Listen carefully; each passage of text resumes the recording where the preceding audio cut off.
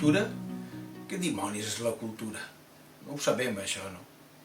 Sabem que hi ha gent que escriu i gent que llig, hi ha gent que parla, gent que escolta, hi ha gent que pinta quadres, gent que els admira, hi ha, què diré, cuiners que cuinen, comensals que mengen, hi ha gent que escriu música, intèrprets que la toquen, melòmans que l'escolten, hi ha gent que canta i fa cançons, hi ha joves que les ballen, i hi ha gent que dansa i que fa pel·lícules, fotografia, escultures, edificis, què sé jo.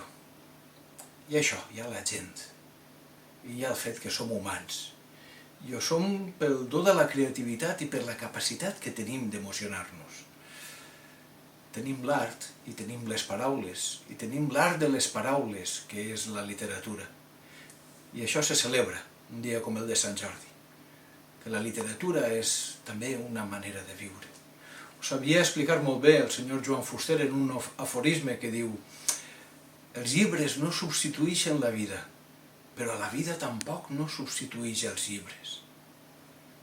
La cosa és vida, que en la reclusió de la pandèmia del coronavirus hem tingut l'oportunitat de comprendre que els llibres, la literatura, ens permeten de viure en la que tenim altres vides de propina.